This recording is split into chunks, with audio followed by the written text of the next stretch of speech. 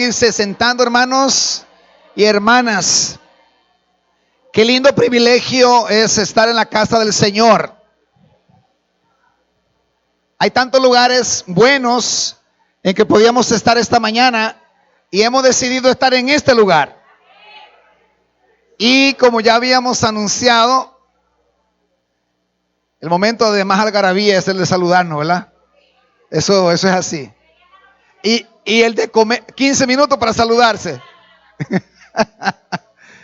Y el de comer también produce algarabía. Como habíamos anunciado, hermano, tenemos con nosotros a Samuel Marcano y a su esposa Doris. Son de Venezuela. Y tenemos más de un año orando casi cada domingo en el boletín de la iglesia, orando por Venezuela. Entonces, hemos disfrutado el día viernes. I'm sorry, voy a decir así. Si usted no vino a la predicación sobre la mujer, hombres casados, su pareja y las madres solteras, lo siento de verdad. Creo que no se grabó. Había problema con la energía eléctrica. Con todo y calor nos gozamos y luego apareció ya la energía. Hermano, de verdad fue una joya. Y ayer hemos disfrutado mucho con los ancianos, con el liderazgo de la iglesia y anoche con los hermanos de Venezuela. Todo esto lleno de comida, ¿verdad? Sin comer no se puede. Y él va a compartir, va a presentar a su esposa. Yo le he pedido a Samuel, para que entendamos un poquito esto, que de alguna manera, durante el mensaje, antes, después, como Dios lo guíe, él nos dé una pintura, una pincelada de lo que está pasando, porque uno escucha muchas veces la prensa y todo tiene su por qué se dicen las cosas, pero desde la óptica de un pastor, especialmente cómo está haciendo la iglesia, que fue algo de lo que ayer le preguntábamos, ¿cómo lo está haciendo la iglesia? ¿Qué rol está jugando la iglesia en momentos en que un país hermano y amigo como Venezuela está viviendo? Así que pídele al Señor que mientras Él está hablando, Dios hable a su vida a través de la palabra que Él va a predicar, pero también de cualquier pincelada que aparezca sobre la crisis en Venezuela. Lo hacemos con mucho respeto. Samuel, le tengo toda la confianza ya de años de conocerle como pastor, como maestro de la palabra, pero sobre todo como un hombre que está pensando y viendo la situación que están viviendo. Hubiese sido más fácil salir huyendo, ¿verdad?, de Venezuela hace mucho, pero están ahí dando la batalla. Así que vamos a hacer algo ahora. Incline su rostro, por favor. Yo voy a orar por ellos para que Dios guíe a este tiempo que tenemos de predicación. Señor, te doy gracias por este enorme privilegio de contar con Samuel y Doris, con su amistad en este peregrinaje como pastor de liderazgo en América Latina. Gracias, Señor, por Reach Global, cómo nos ha permitido conocernos, conectarnos y pensar juntos y caminar juntos en los últimos años. Te pido que lo utilice no solamente hoy, sino el resto de esta semana en el trabajo que estaremos haciendo con los demás líderes que vienen del continente. Por favor, guíalo, úsalo para hablar a la iglesia, a tu pueblo, tu cuerpo en esta mañana. En el nombre de Jesús. Amén y amén.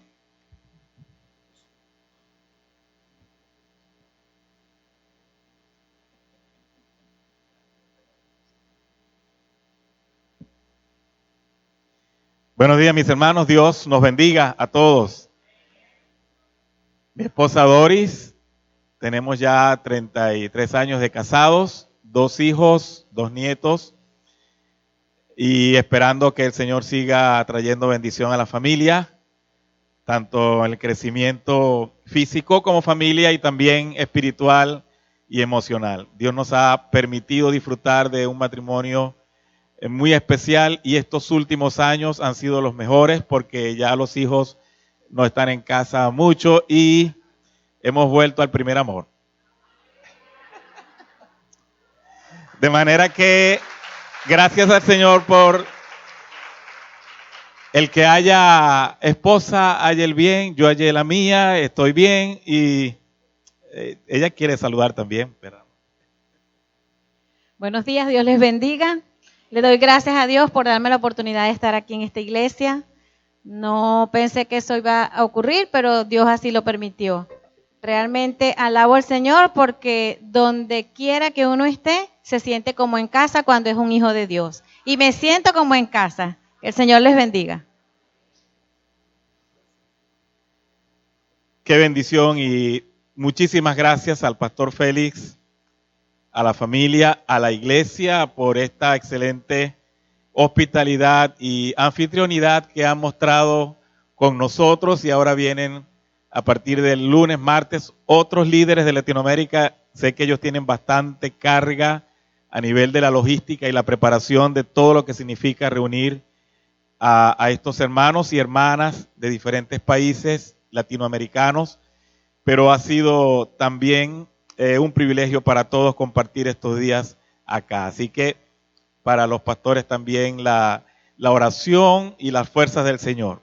Y todo el equipo que está preparando esta reunión, por supuesto que Dios recompense de manera especial cada hora, cada minuto que dedican a que los siervos del Señor que vienen ahora estén bien y Dios pueda utilizarlos para seguir extendiendo el reino en cada uno de sus países. Dios bendiga esta iglesia, Dios bendiga a cada familia de esta congregación. Decía el viernes que suena un poco irónico que yo diga que están invitados a Venezuela cuando gusten, porque en estos momentos pues no es como muy estratégico, a menos que lleven su máscara antigas y su vinagre y sus preparativos para la lucha. Pero aunque es un poco riesgoso estar allá, ahora tenemos que decirlo, allá tienen un hogar y una familia totalmente a sus órdenes cuando lleven gusto, por si de alguna razón, no ahora o quizás después puedan estar en Venezuela, cuenten con la familia Marcano y también con la iglesia de Dios es Amor, una iglesia amiga y una iglesia, ya yo diría, Félix, casi que en una estrategia de ¿verdad? De alianza y acercamiento, que es lo que Dios quiere para las iglesias. Hablando un poquito de Venezuela, lo que mencionaba el pastor Félix, es difícil hablar del país, especialmente cuando uno no está allá, porque es como que siente más, como que sufre más. En una guerra, la primera víctima es la verdad. Y muchas de las cosas que se oyen pueden ser minimizadas o maximizadas de acuerdo a quien las dice. Este es un tema con la prensa siempre en casi todos los países. Hay un tinte, hay un matiz que se le da a la información. Lo cierto del caso es que hay mucha angustia en las familias, hay mucha tristeza, hay gran necesidad. Hay también una gran inseguridad. La angustia es precisamente por no saber qué va a pasar. Como ya casi todos han escuchado por los medios, van más de 50 días de protestas diarias en la mañana, en la tarde y en la noche, donde según la prensa oficial son como 50 personas fallecidas, en su mayoría menores de 22, 23 años, pero según extraoficialmente más de 100. Y esta confrontación es por un tema de poder, y sabemos que el deseo de poder nace de la separación del hombre con Dios. Y claro que este es un asunto que tiene un matiz político, también económico, social, pero de raíz espiritual. Y ahí es donde yo quisiera señalar que si la iglesia va a orar, si esta iglesia va a orar por Venezuela, piensen en tres cosas por lo menos. Número uno, lo que ya el apóstol Pablo nos ordena en la carta a Timoteo, orar por los gobernantes y los que están en eminencia. Esa es la primera oración. ¿Y qué pedir? ¿Qué pedir a los dirigentes políticos en el país? Que por el poder del Espíritu Santo sean convencidos y guiados a la forma de sentarse a dialogar la paz en la nación. Y que esto pase porque ellos puedan reconocer que Jesucristo es el Señor y la respuesta es el Evangelio. Ya se han dado pasos que nos llenan de esperanza o de cierta esperanza, pero la iglesia no debe dejar de orar por esto. Si la oración no puede hacer algo, ¿quién lo puede hacer? Si Dios no puede hacer algo, ¿quién lo puede hacer? Entonces la oración debe ser la primera y la más importante de las estrategias que nosotros como cristianos y como iglesia debemos hacer. Entonces, orar por los gobernantes y orar por los dirigentes políticos, tanto de la oposición como del gobierno, para que el poder del Espíritu Santo, redarguyéndoles, actuando en su corazón y conciencia, los obligue a sentarse para hablar de paz y buscar esa paz. La segunda oración por la población, especialmente la población más vulnerable.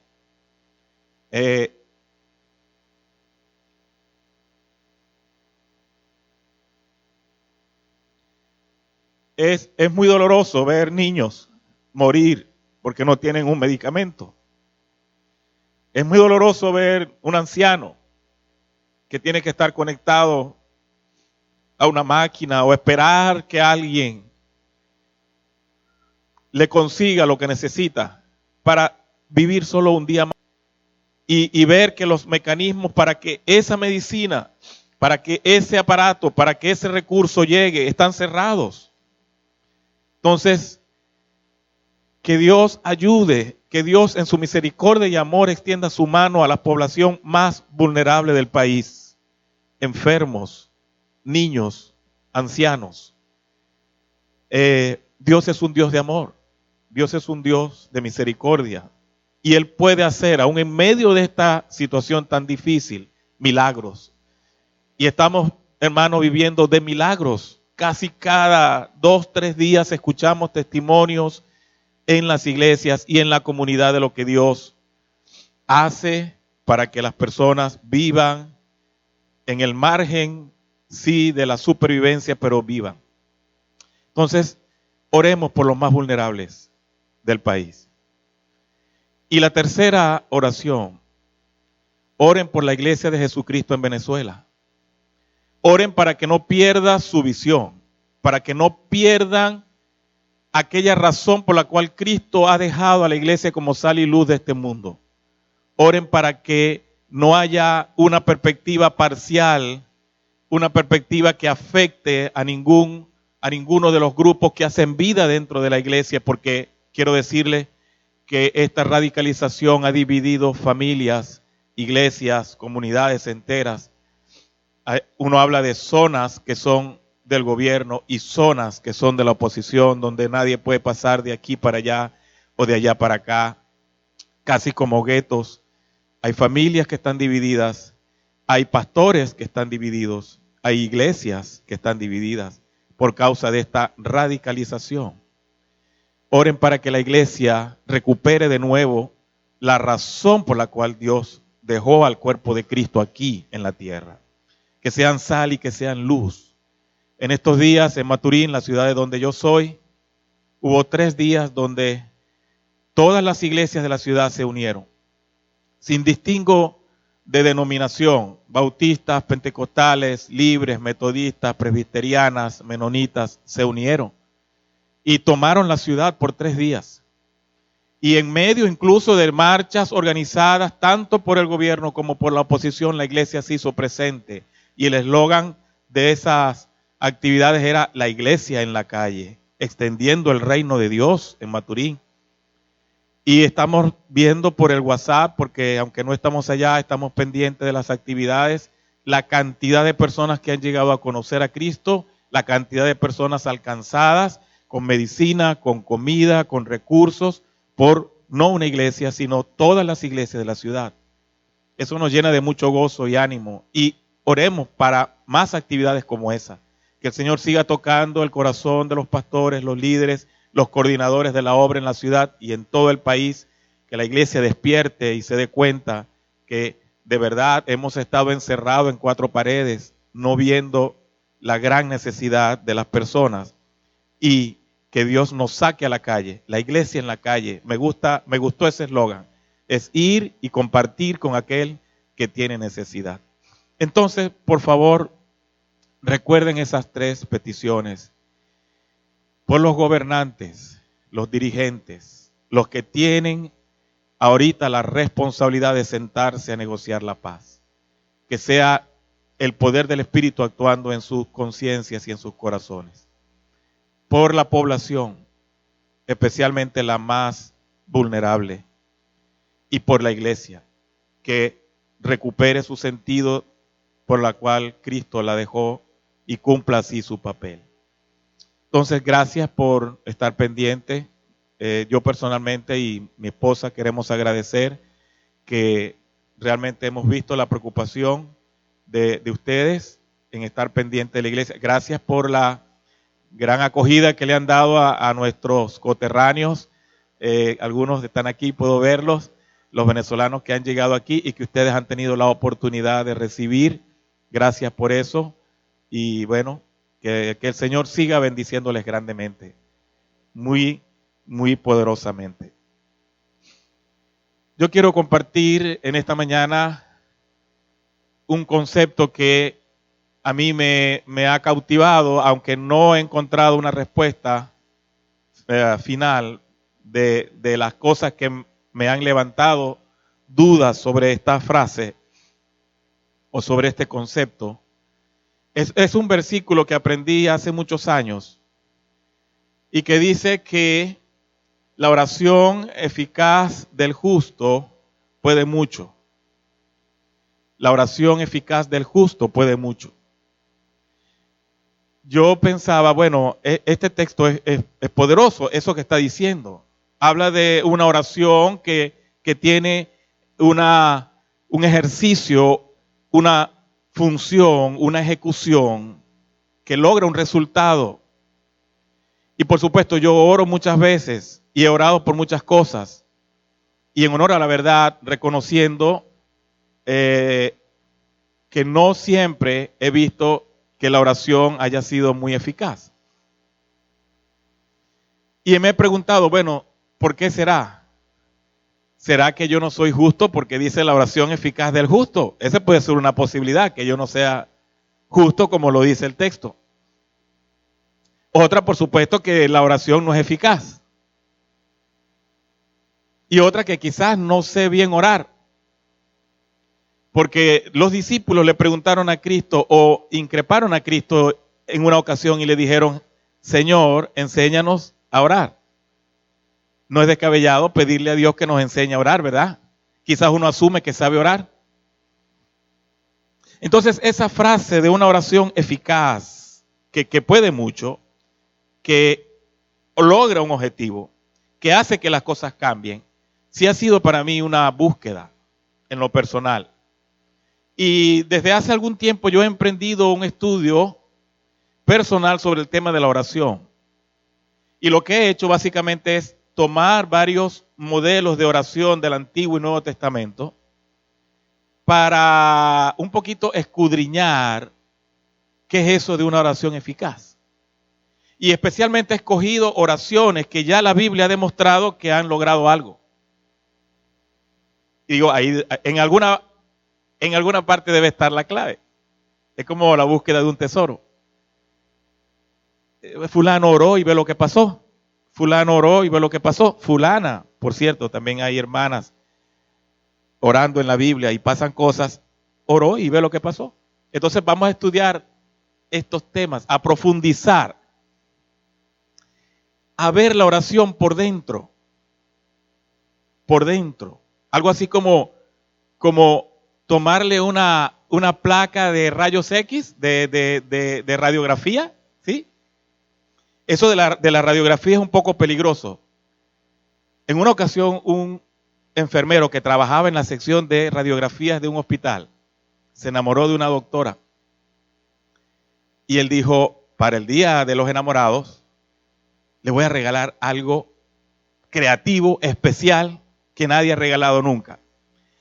Y fue y se hizo una placa del corazón. Él mismo Se acostó y sacó su placa de rayos X.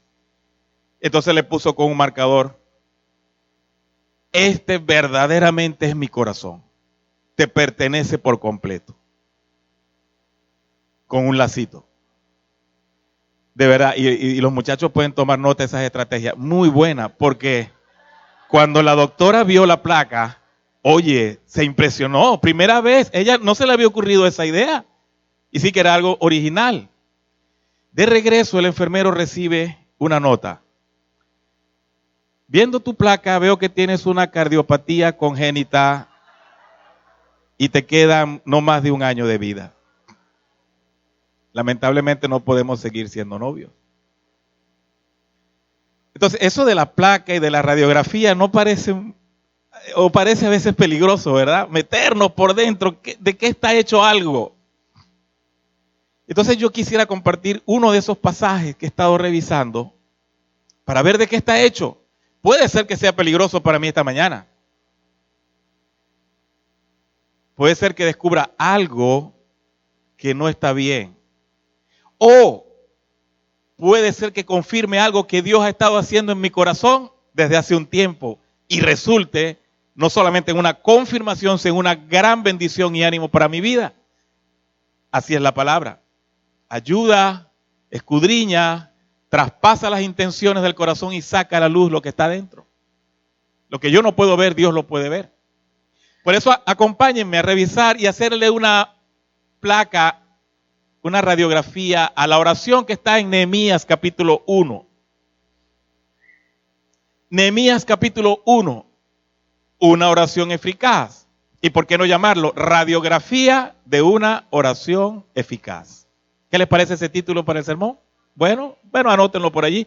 Radiografía de una oración eficaz. Nehemías capítulo 1.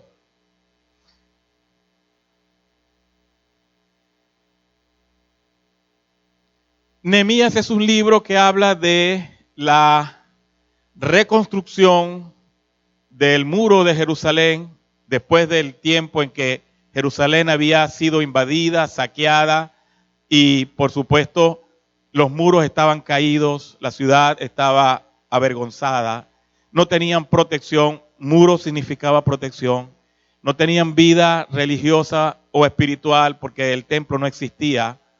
Y esa comunidad que estaba allí en Jerusalén estaba avergonzada, expuesta, temerosa, el corazón lleno de angustias.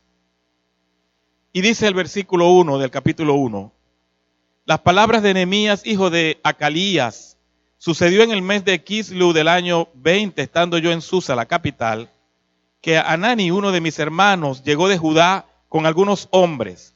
Les pregunté por los judíos que habían escapado, que habían quedado de la cautividad y por Jerusalén. Ellos me dijeron, el remanente, los que han quedado de la cautividad allí en la provincia, está en gran dificultad y afrenta. La muralla de Jerusalén está derribada y sus puertas quemadas a fuego. Aquí está el reporte. Nehemías, noten que está interesado, está pendiente de sus hermanos. Él no está en su país, pero está pendiente de su país. Y lo primero que hace cuando ve que personas llegan de allá es preguntarle cómo está la situación allá. Y ellos le dan este reporte. La ciudad está afectada, los muros están derribados y las puertas quemadas. El versículo 4 inicia la reacción de Nehemías. La reacción es la forma como él responde a la información. Dice el 4, cuando escuché estas palabras, vean los verbos, muy importante en una narrativa los verbos porque son los que dibujan la trama o la secuencia de acciones. Cuando escuché estas palabras, me senté, lloré e hice duelo por algunos días. Ayuné y oré delante del Dios de los cielos. Si ustedes ven los verbos, todos estos verbos hablan de un estado anímico de afectación, mezcla de dolor, de angustia, de impotencia quizás, tristeza. Y ahí está Nehemías haciendo duelo, haciendo ayuno, haciendo oración. Ahora, el el autor toma la molestia de decirnos en qué mes sucedió eso. Dice que fue en el versículo 1 en el mes de Kislev. Luego en el capítulo 2, versículo 1, nos da otra referencia cronológica o temporal. Nos dice que en el mes de Nisan, y entre Kislev y Nisan hay 3 meses. Esos son nombres de los meses en el calendario hebreo de la época. Y la distancia es como decir desde octubre hasta diciembre. Lo que está diciendo el autor es que 3 meses él estuvo orando, ayunando, haciendo duelo y en un estado de angustia. Luego aparece en el versículo 5 la oración, oh Señor. Y esta oración es lo que él estaba pidiendo durante esos meses. Esto no fue que él se sentó y oró y ya. Esto él lo estaba expresando delante de Dios. Esto él lo estaba llevando delante del Señor por este periodo de tiempo. Entonces lo que el escritor está recogiendo aquí es una especie de resumen, una concentración de los elementos más importantes que la oración de Nehemías tuvo durante esos 3 meses. Es como cuando uno va a tomar sopa y el que llega primero le dan de la parte de arriba, que es un caldito así un poquito clarito, pero el que llega de último le dan de lo concentrado de abajo. Por eso yo como de último siempre. Yo digo, hermano, si me van a dar, déjenme de último. Y la gente cree que es humildad. No, es que yo quiero ese concentrado que estaba. Ya sabe, Félix, otro dato ahí. La parte profunda. Bueno, para comparar. Entonces noten la esencia de la oración de Nehemías. Lo que se podría llamar el patrón oracional de este hombre es recogido en estos versículos, los que vienen a continuación. Por eso el interés de estudiarlos, de revisarlos, de ver ese paradigma que está allí. Versículo 5. Y aquí está el primer principio, mis hermanos. Si pudiéramos hablar de principios, entonces mencionemos este primer rasgo de una oración eficaz. Ya viendo la placa, entrando en la radiografía y viendo el primer elemento, aparece en el versículo 5.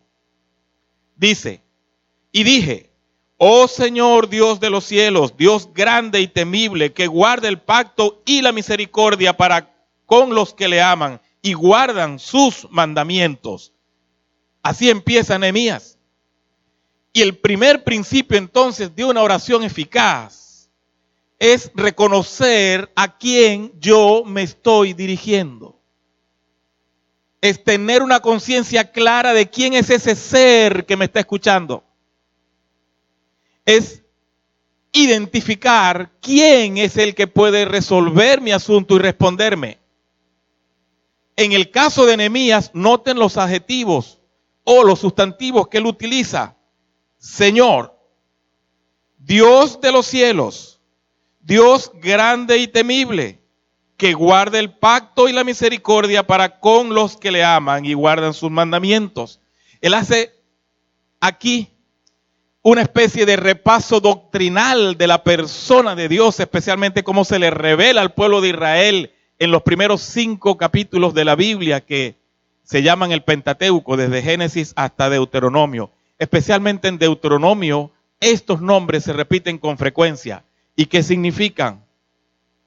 Dios de los cielos habla de su santidad y su trascendencia. Dios no está aquí en el sentido físico, material, visible o palpable.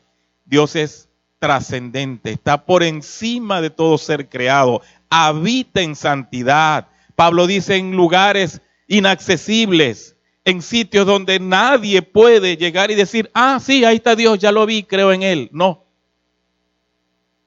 Cristo tuvo que venir a revelarnos a ese Dios no revelado que estaba en ese lugar inaccesible para el ojo humano. Eso habla de Dios que estás en los cielos. Dios no es una persona como tú y yo, es trascendente. Habita en ese lugar de santidad. Santo, santo, santo. Dice que Dios también es grande y temible, habla de su poder. un Dios poderoso, un Dios fuerte que puede hacer todo lo que esté a su voluntad hacer. Dice que guarda el pacto y la misericordia. Entonces no solamente es un Dios santo, es un Dios poderoso, sino que es un Dios fiel a su pacto. Y todos estos elementos eran importantes para Nehemías reconocerlo por lo que él iba a pedir. Entonces los nombres de Dios aquí están relacionados con la necesidad de Nehemías. Eso a mí me llamó mucho la atención, porque yo soy monotemático con el tema de los nombres de Dios. Es decir, yo siempre llamo a Dios casi de la misma manera todo el tiempo. Y también he oído así hermanos que son muy predecibles con su oración. Cuando digo que ore el hermano José, ya yo sé cómo él va a empezar. Omnipotente Dios eterno, así siempre empieza él. No importa lo que esté pasando, él llama siempre a Dios así. Y no es que esté malo. La pregunta es si el nombre de Dios ha llegado a ser simplemente una etiqueta en mis labios. Un título sin mucho sentido o valor para mí. Casi como una rutina llamar a Dios de la misma manera. ¿Cómo sería llamar a Dios de una manera diferente en cada oración?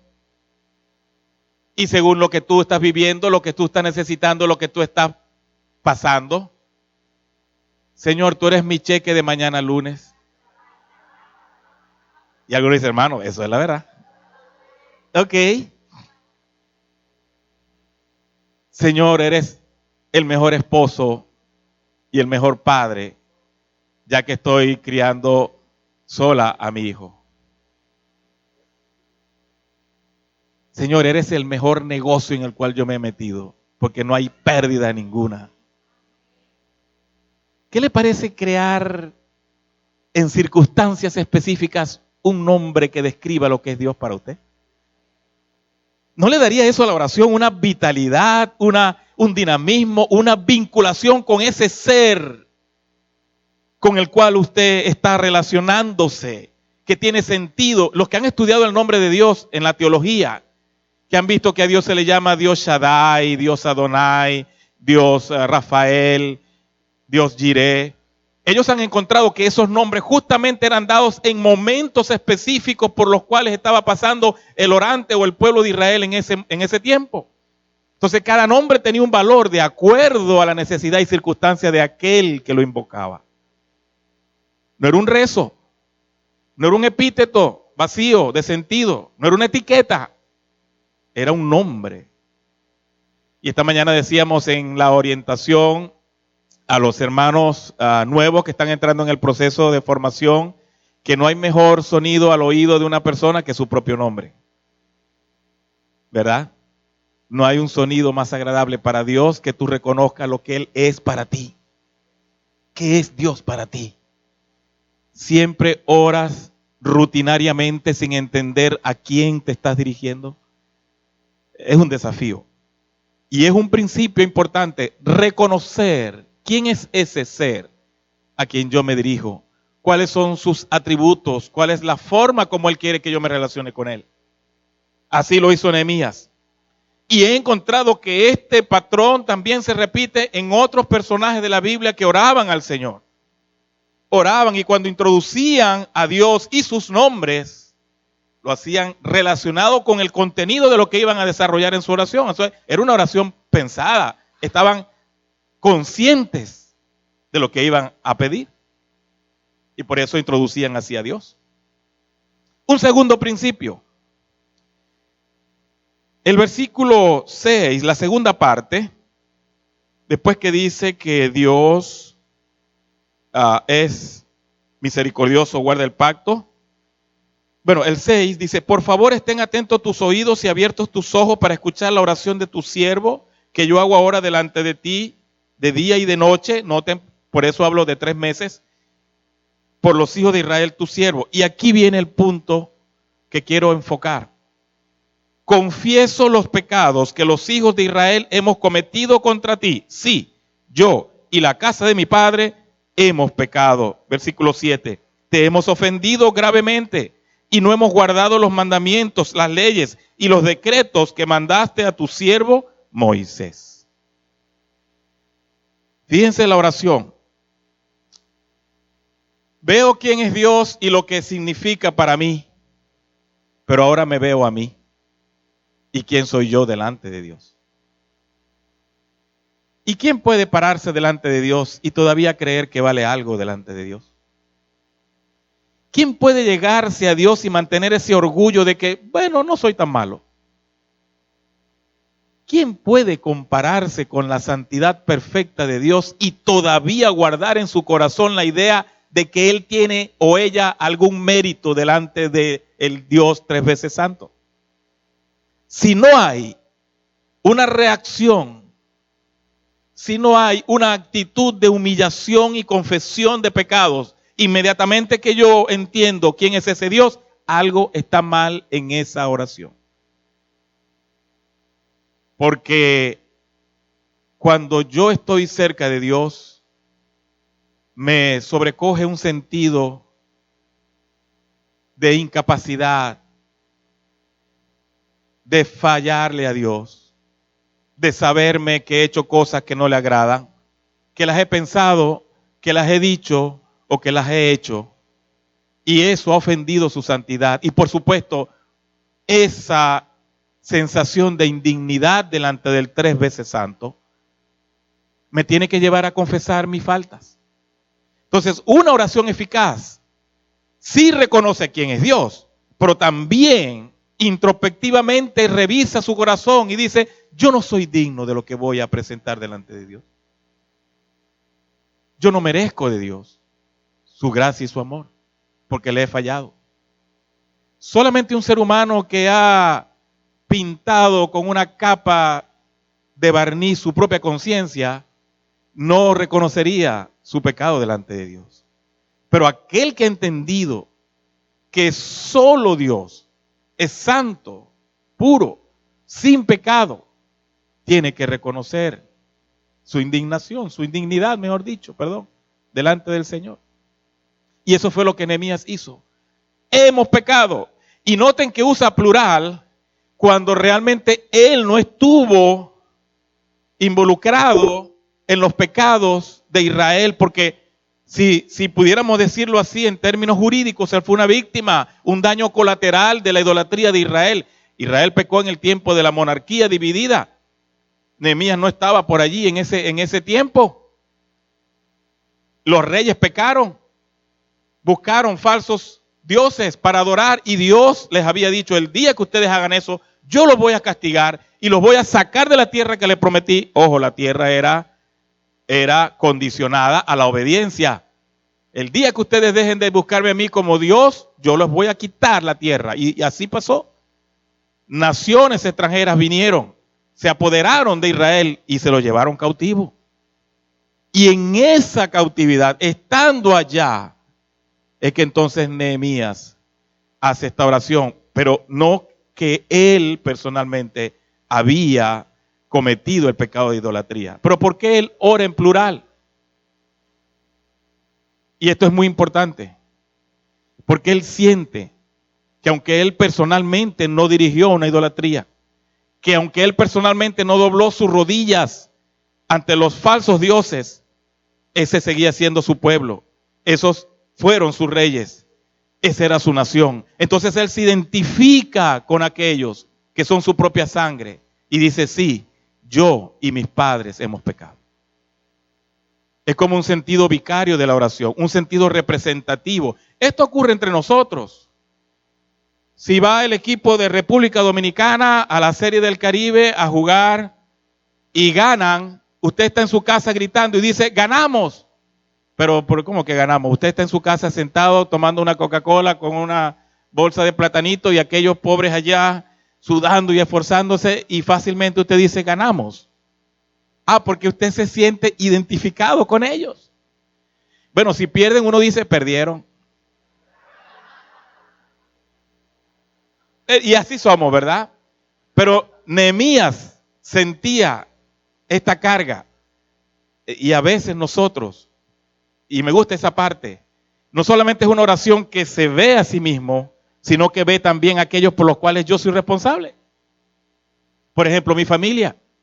Es probable que como hijo yo esté culpando a mis padres de cierto desorden en el hogar. Pero aunque tú no hayas hecho eso, tú puedes presentarte delante de Dios, orar por tu familia y sentirte también identificado con lo que está sucediendo. No sacarte el lazo y decir, ellos fueron. O si es el hombre que le dice a la esposa, tú fuiste. O la esposa al hombre, es por culpa tuya que este hogar está así. En lugar de pensar que todos somos corresponsables y de alguna manera u otra estamos en la misma comunidad. En estos días ese ha sido un tema interesante en Venezuela sobre el papel de la iglesia en el país y qué de lo que está pasando puede ser imputable a la iglesia por omisión, por no haber hecho lo que teníamos que hacer en un momento dado de la historia. Sí, entonces hay que confesar el pecado. Hay que confesar el pecado nuestro y de la nación. Todo lo que haya andado en desorden, nosotros tenemos que tener la honestidad y sensibilidad para presentarnos delante del Señor, no solo por nosotros, sino por aquellos de los cuales de alguna u otra manera también somos responsables o corresponsables. Y así fue lo que pasó con Nehemías. Entonces noten este segundo ingrediente: confesión de pecados, sensibilidad de quién soy yo, llegarme delante del Señor y reconocer que no valemos ni tenemos créditos por nosotros mismos para ganarnos ese favor. Nosotros solamente somos unos simples pecadores afectados por el pecado y alejados de la gracia de Dios. Si algo pasa de bien, es por su amor y misericordia, no porque yo me lo haya ganado. En mi oración tengo que estar muy claro por eso. Hay personas que oran torciéndole el brazo a Dios como que si Dios está comprometido a hacerle algo a la persona. Y le hablan a Dios como regañándole, Señor, pero es que yo no me paro de aquí hasta que tú. Pero ¿con quién tú estás hablando? Ese es Dios todopoderoso, santo. ¿Tú piensas que tienes algún credencial para hablarle a Dios así? ¿Ordenarle a Dios? ¿Decretarle a Dios? Dios es trascendente. Él te creó a ti. Y así te puede sacar. ¿Cómo le hablas a Dios así? Humíllate. Reconoce tu pecaminosidad. Entiende que estás alejado de Él y que cualquier cosa de gracia que hayas recibido es por puro amor. Sigue Nehemías orando. Y aquí va el tercer aspecto clave de una oración eficaz. En el versículo 8 dice: acuérdate por favor de la palabra que mandaste a tu siervo Moisés diciendo. Y entonces a continuación una cita de Deuteronomio capítulo 30.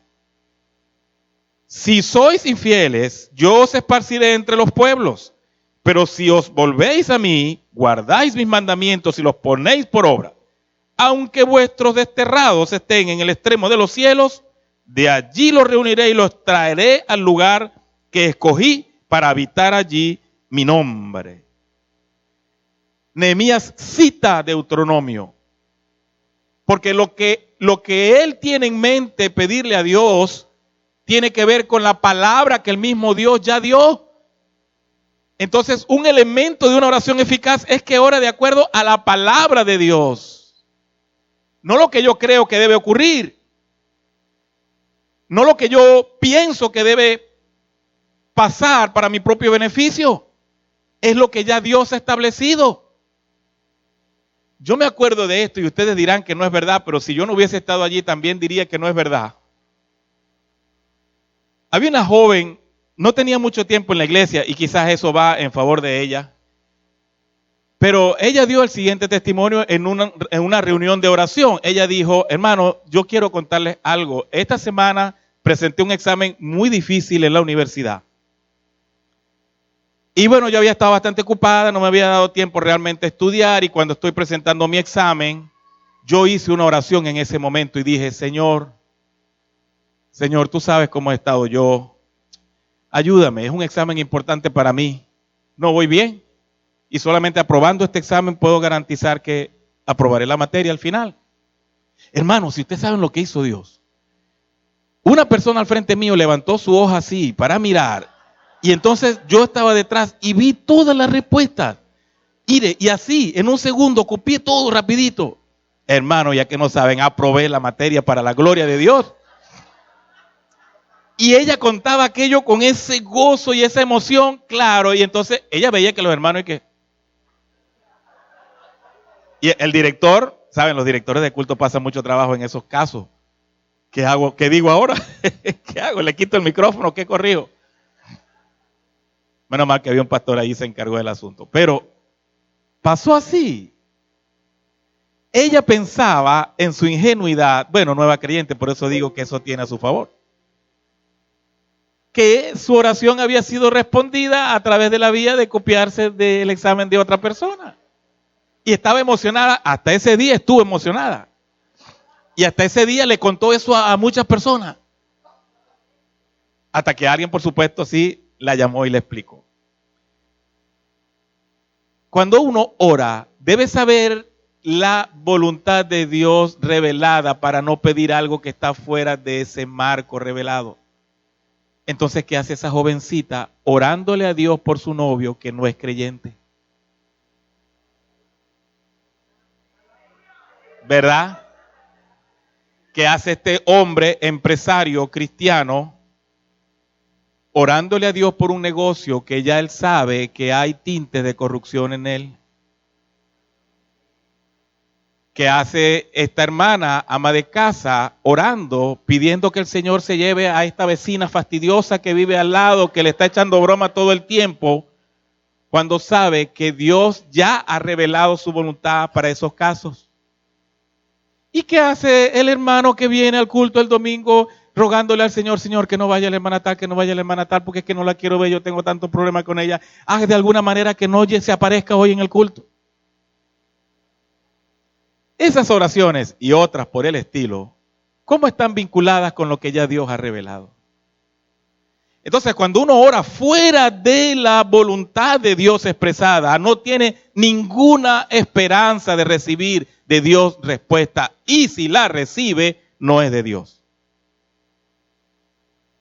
Porque Satanás también puede dar cosas que tú estás pidiendo y no son para bendición, sino para la ruina tuya y de tu familia, porque están fuera de la voluntad del Señor. Tú puedes tener trabajo y un ingreso extra y casarte con una persona que te gusta y etcétera, etcétera, etcétera. Pero la pregunta, ¿fue Dios que te lo dio? Por eso el proverbista aclara muy bien y dice, la bendición de Jehová es la que enriquece y no añade tristeza con ella. Tenemos que asegurar que lo que nosotros tenemos que asegurar que lo que nosotros estamos pidiendo es la voluntad de Dios. Por eso noten a Nehemías, muy guiado por el Señor y muy sabiamente dice, acuérdate de tu palabra, Deuteronomio. Tú lo dijiste, Señor, y por eso yo apelo a lo que ya tú revelaste. Y es como que si Dios dijera, bueno, sí, verdad, Nehemías, yo dije eso y yo cumplo con eso. Es mi palabra, yo soy fiel y verdadero como tú me mencionaste arriba. Entonces noten estos tres elementos que ya hemos señalado. Una oración eficaz es una oración que empieza reconociendo quién es ese al cual yo me estoy dirigiendo. ¿Quién es Dios para mí? ¿Qué significa Dios para mí? Y la manera como yo me dirijo a Dios revela cómo está mi relación con Él y mi corazón con Él. Una oración eficaz es una oración que también mira mi propio corazón y mi indignidad delante de un Dios santo. No puedo pretender que tengo yo algún crédito, que tengo yo algunas razones personales, como si fuera de autosuficiencia y orgullo para merecer que Dios me haga esto. Y esta tercera razón, una oración eficaz es una oración que se hace dentro de lo que Dios ya ha revelado. No se sale de la voluntad revelada del Señor. De allí que es importante que conozcamos la Biblia. Porque si alguien está orando no sabiendo lo que dice la Biblia, puede pasar como esta señorita que estaba convencida que Dios respondió su oración al permitirle copiarse en un examen. Tengo que conocer la palabra de Dios. No conocerla me hace pedir cosas que están fuera de su voluntad. Por eso el tiempo que yo dedico a la lectura y estudio de la Biblia son tan importantes. Y aquí aprovechamos para invitar a los hermanos que todavía no están incorporados en el proceso formativo de la iglesia, que se animen, porque eso es clave para la vida cristiana. La oración es como el oxígeno, alguien ha dicho, y la palabra como el alimento. ¿Puede alguien vivir sin oxígeno y sin alimento? No. ¿Puede un creyente sobrevivir en este mundo tan hostil, cuyo príncipe es Satanás, y que él si no va a perdonar a nadie para alejarlo de la comunión con Dios? ¿Puede un creyente sobrevivir si no está sustentado en la palabra de Dios?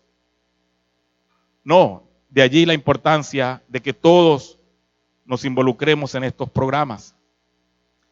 Y la última señal, el último principio, versículo 11.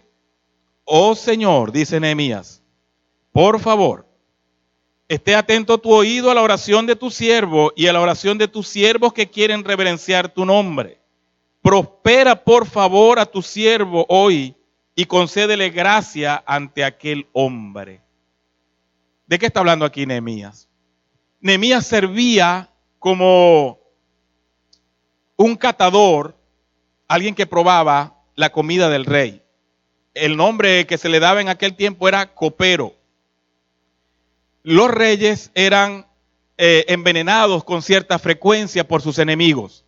Ellos mandaban a personas o mandaban a un monito o mandaban a alguien algo para que envenenara los alimentos. Y entonces los reyes, ¿qué hacían? Tenían a alguien de muchísima confianza que probara los alimentos. Hay personas que uno no debería tenerlas como enemiga.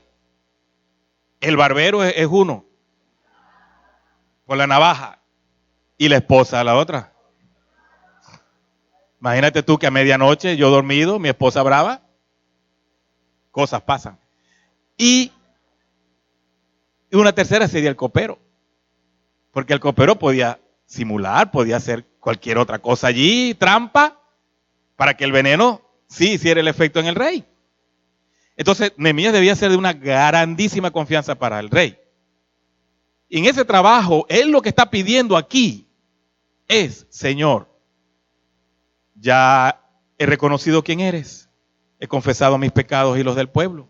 He citado tu palabra para ver cuánto estás comprometido tú con nosotros y ahora te voy a pedir que me permitas a mí ser instrumento en tus manos para lograr el objetivo de ayudar a mi ciudad. Porque la gracia que él está pidiendo es para hablar con el rey y solicitar los permisos de ir a Jerusalén. Entonces ese es el cuarto principio. Una oración eficaz es una oración comprometida. No es una oración que dice, Señor, manda a alguien para que le hable a mi papá o a mi abuelo que no te conocen. No es una oración que dice, Señor, ayúdame a mí a ser instrumento para que mi familia llegue a tus pies.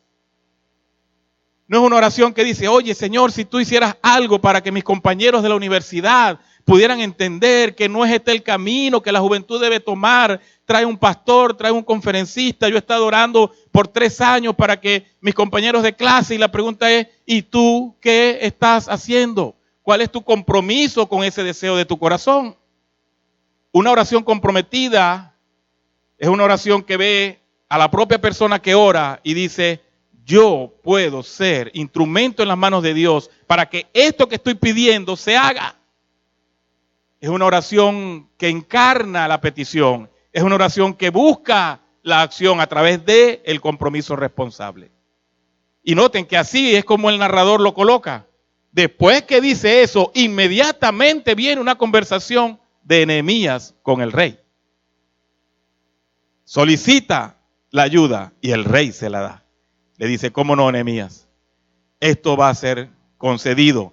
Ve a tu ciudad, ayuda a tu gente, reconstruye ese muro, levanta el ánimo de tu pueblo y yo te voy a proveer de todo lo que necesitas. Nehemías no estaba orando para que alguien fuera. Nehemías estaba orando para él ir. Como aquel texto de Isaías, envíame a mí. ¿Quién irá?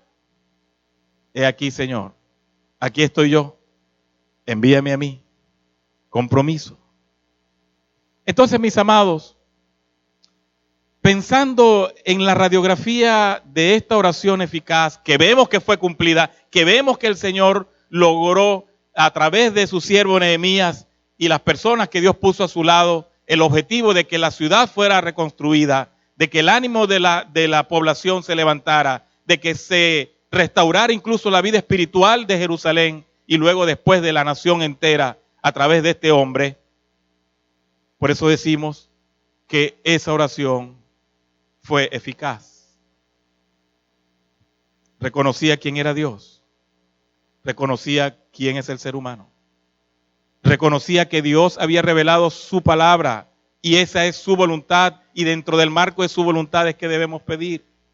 Pero también estaba comprometido el orante o la persona que oraba para él ser instrumento de Dios en aquello que estaba pidiendo.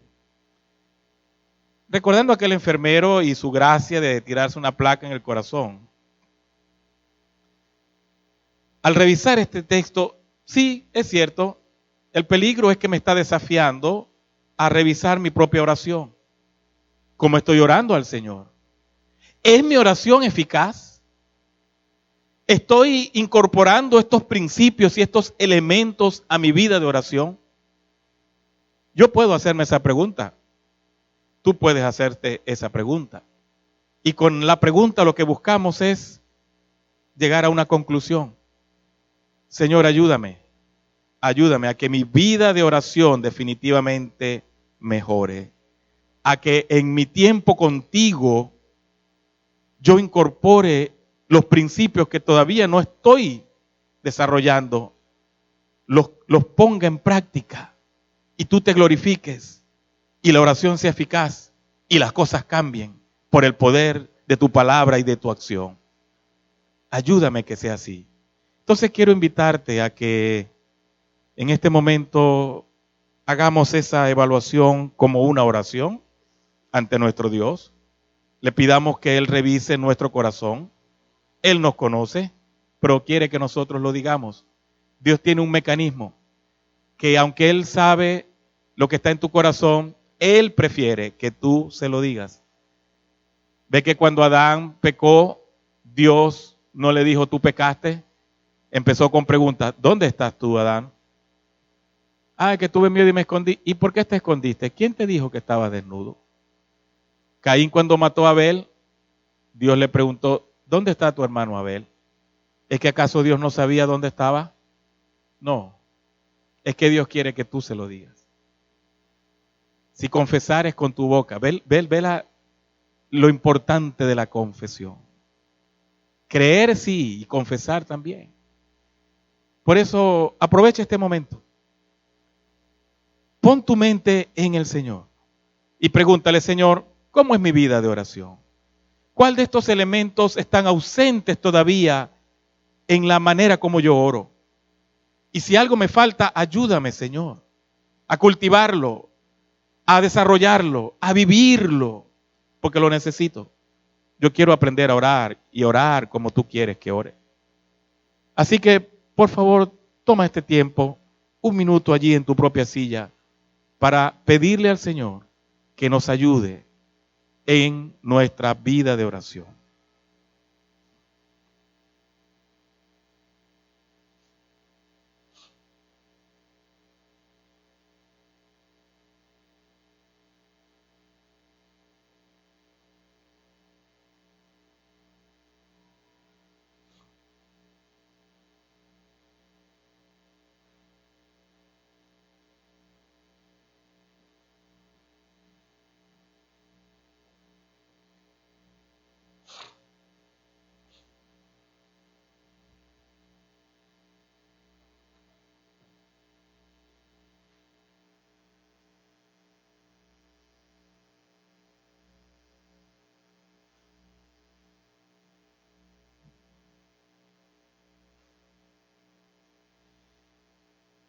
Hay personas que quieren orar y no pueden porque les falta algo. Y es que Dios todavía no es su Padre. Solo fueron creados por Dios y son criaturas de Dios. Eso está bien, el ser creado ya es un privilegio, estar en esta tierra. Pero dice el Evangelio de Juan que todo aquel que cree en Cristo, que lo recibe, es hecho hijo de Dios. Y cuando uno es hijo de Dios, puede acercarse a Dios en oración y llamarlo Padre. Padre amado, mira mi situación, mira mi vida. ¿Y qué padre, dice Cristo, no atiende el clamor de sus hijos? ¿Qué padre es tan malo que si su hijo le pide pan le daría una piedra? O si le pide pescado le va a dar una serpiente. Eso lo dijo Jesús, palabras literales. Lo que está diciendo es que cuando Dios es tu Padre, Él está comprometido contigo a una vida de ayuda y de bendición en tus situaciones particulares. Entonces es posible que algunos de los que estamos aquí en esta mañana todavía no podemos orar como deberíamos, porque no hemos hecho quizás la decisión más importante que un ser humano puede tomar en su vida, y es hacerse hijo de Dios. Y tú preguntarías, ¿cómo puedo hacerme hijo de Dios? Dios envió a Jesús a morir en la cruz para que tú y yo tuviéramos la oportunidad de reconocer que somos pecadores, que le hemos dado la espalda a Dios y que todas nuestras angustias y conflictos se deben a que estamos caminando en la dirección opuesta que deberíamos caminar, que es hacia Dios. Hemos estado caminando según nuestra propia perspectiva egoísta, y cada vez eso nos hunde más en el pecado y la maldad. Y no solo nosotros, sino los que están a nuestro alrededor sufren por esas conductas erráticas debido al pecado. Si esa es la situación, y si eso parece describir lo que pasa en ti, y todavía no has tenido la oportunidad de frenarte y decir, Señor, ¿qué estoy haciendo con mi vida, con mi familia? Ayúdame a reconciliarme contigo, a darle la espalda a toda esta conducta, a girar hacia ti. Y eso solo puede hacerse cuando uno dice, Cristo, te reconozco como Señor y Salvador. Perdona mis pecados, limpia mi vida, hazme una nueva criatura y hazme un hijo de Dios. Así tu oración podrá ser una oración eficaz también. Si alguno de los que está aquí presentes todavía no ha tenido la oportunidad públicamente de expresarlo en alguna reunión y decir, yo quisiera también reconocer a Cristo como Señor y Salvador. Yo quisiera pedir perdón por mis pecados. Quiero que Cristo guíe mi vida de ahora y para siempre. No quiero volver atrás. Si no has tenido esa oportunidad, hoy pudiera ser un buen momento. Eso es una decisión personal e individual. Al reino se entra de uno en uno. No porque tengas un familiar ya eres cristiano. Al reino se entra por una decisión individual. Si quieres hacerlo en este momento, puedes levantar tu mano allí donde te encuentras y decir, yo quisiera que Cristo fuese mi Señor y Salvador. Yo quiero pedir perdón por mis pecados, reconocer que he estado caminando de espaldas a Dios y entregarme de una vez a Cristo. ¿Hay alguien que quisiera tomar esa decisión? Levantar la mano es una expresión física, porque Dios mira tu corazón. Pero si lo hicieres, estamos dispuestos a ayudarte como iglesia, a apoyarte, a ser tu familia espiritual. Si alguien quisiera hacerlo, esta es una preciosa oportunidad. Y nosotros siempre estamos haciendo este llamado porque eso fue lo que Cristo nos dijo que hiciéramos. Si quieres conversar con el pastor o alguno de nosotros cuando termine esta reunión, ten la libertad para hacerlo. Acercarte y abre tu corazón al Señor. No resistas al Señor que te ama, que te busca, que te quiere tener a su lado como hijo. Padre bendito, en este momento, Santo Señor, reconocemos nuestra propia finitud, reconocemos nuestra indignidad para presentarnos delante de ti como que si alguna cosa buena tuviéramos. Y reconocemos que solo por tu gracia y tu amor que podemos recibir el perdón de nuestros pecados y la vida eterna. No hay méritos ninguno, Señor, en nosotros. Todo es tuyo. Padre bendito, mira nuestra vida. Mira la vida de oración que llevamos.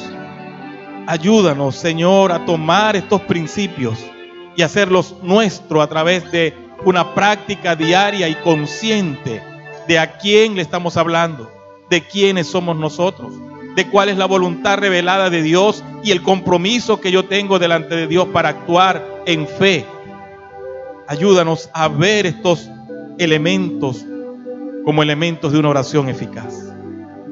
Dale al Señor, a tu iglesia, esta experiencia, mi Dios, de profundizar cada día más en nuestra vida de relación contigo y de oración. Bendice a esta preciosa congregación.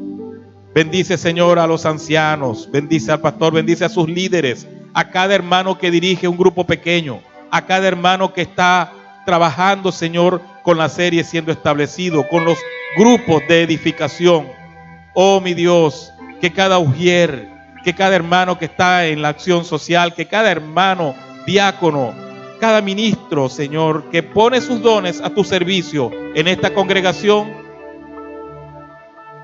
tú puedas llenarlo de tu espíritu de una manera tal que el cansancio, que la tristeza, que cualquier conflicto que puede estar llevando, Señor, tu propia mano sane su corazón, que revitalice nuestra mirada, que las rodillas cansadas sean afirmadas y que la iglesia avance pujante hacia la extensión del reino en esta ciudad, como así tú lo has dicho.